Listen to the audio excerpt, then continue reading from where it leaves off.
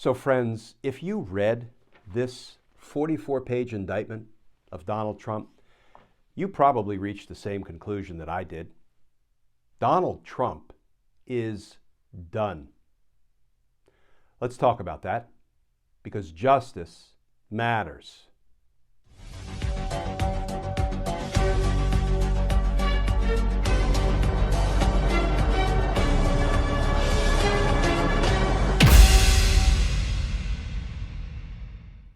Hey all, Glenn Kirshner here.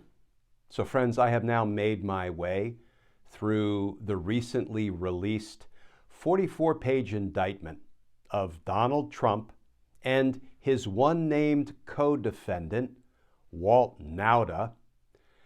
And it is breathtaking in just how obvious, just how transparent, and just how nefarious Trump's classified documents crimes are.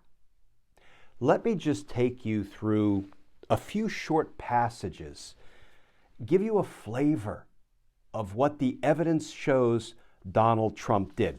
So let's start with, what kind of information did Donald Trump steal from the White House and take with him and unlawfully conceal down at Mar-a-Lago?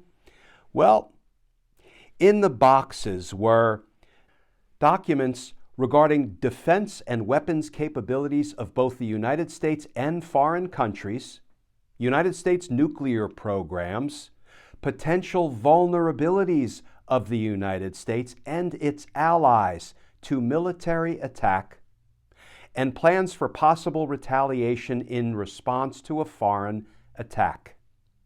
The unauthorized disclosure of these classified documents could put at risk the national security of the United States, foreign relations, the safety of the United States military, and human sources, and the continued viability of sensitive intelligence collection methods. Where did Donald Trump store these boxes of highly classified national security and national defense information? Well, among other places, he kept them in a ballroom, in a bathroom, in a shower, in office space, in his bedroom, in a storage room, and of course we know, in his desk drawers, in his office at Mar-a-Lago. And what did Donald Trump do with some of this highly sensitive national security information? Well, some of it he took up with him to his golf club in Bedminster, New Jersey, took it from Mar-a-Lago, and he showed it to a writer and a publisher and two members of his staff, none of whom possessed security clearances. And Trump showed and described a plan of attack that Trump said was prepared for him by the Department of Defense and a senior military official. Trump told the individuals that the plan was highly confidential and secret. Trump also said, as president, I could have declassified it, and now I can't. But this is still a secret. This is 6 months after he left office. He's been incessantly telling us that he declassified everything, either with his mind or automatically when he removed it from the White House. Here he is on an audio recording saying, well, I could have declassified it when I was president, but I didn't, and now I can't. But he is sharing it casually and to the detriment of our national security with all kinds of folks who are wandering through his office at Bedminster. Who else did he show some of our nation's most closely guarded secrets to? In August or September 2021 at the Bedminster Club, Trump showed a representative of his Political Action Committee, who did not possess a security clearance, a classified map related to a military operation, and told the representative that he should not be showing it to the representative and that the representative should not get too close to the national security material Trump was compromising and showing to a member of his Political Action Committee. And friends, here's a summary of just some of what Donald Trump did, just some of his criminal conduct set out in this indictment. Trump endeavored to obstruct the FBI and grand jury investigations and conceal his continued retention of classified documents by, among other things, suggesting that his attorney falsely represent to the FBI and grand jury that Trump did not have documents called for by the grand jury subpoena, by directing defendant Waltine Nauta, Donald Trump's named co-defendant in this indictment, directing him to move boxes of documents to conceal them from Trump's attorneys and the FBI and the grand jury, by suggesting that his attorney hide or destroy documents called for by the grand jury subpoena, and by causing a certification to be submitted to the FBI and grand jury falsely representing that all documents called for by the grand jury subpoena had been produced, while knowing that, in fact, not all such documents had been produced.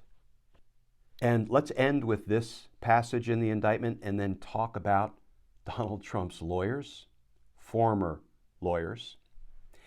In sum, between May 23, 2022 and June 2, 2022, before Trump Attorney 1's review of Trump's boxes in the storage room, Nauta, at Trump's direction, moved approximately 64 boxes from the storage room to Trump's residence and brought to the storage room only approximately 30 boxes.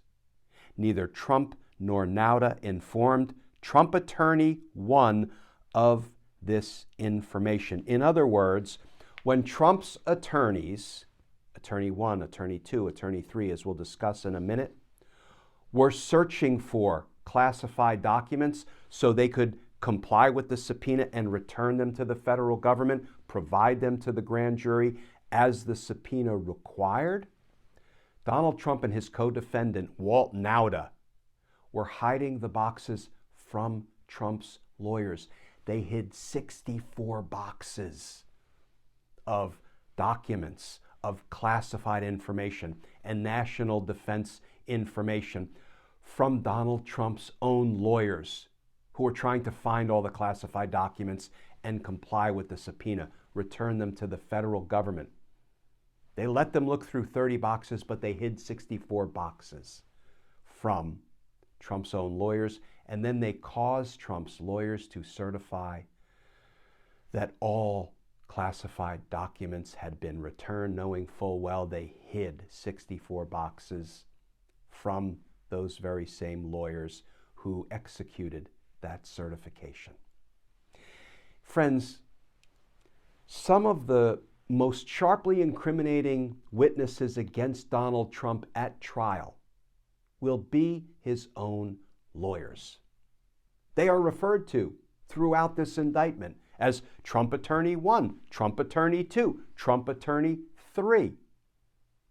And they directly incriminate their former client, Donald Trump. So Donald Trump won't be convicted on the testimony of, a bunch of angry Democrats, as he always likes to say. He will be convicted. Let me say that again. He will be convicted in large part on the testimony of his own attorneys. And here's the other thing.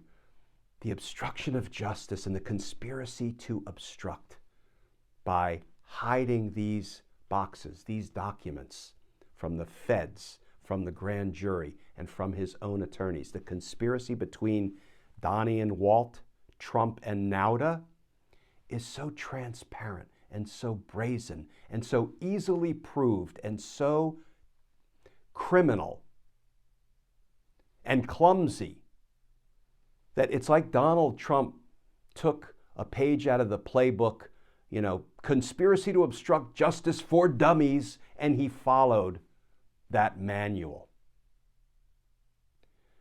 I urge you, friends, if you've read no other legal documents in connection with the legal hellscape that is Donald Trump and the endless crimes he's committed against the people of the United States, in violation of our federal laws, please sit down and read this 44-page document, this indictment, because it leaves no room for dispute. Anybody who is willing to engage in a fact-based analysis and reach a conclusion about whether Donald Trump committed grave crimes against the United States will be persuaded by this sworn document, this indictment that sets out the evidence supporting the conclusion that Donald Trump committed crimes. And of course, his legal team just quit or they were fired, and he's got to get new lawyers now. This has got to be legal team number 18 because he keeps burning through them. Well, let me end where I started today, friends. Donald Trump is done. Donald Trump is done. Because justice matters. Friends, as always, please stay safe, please stay tuned, and I look forward to talking with you all again soon.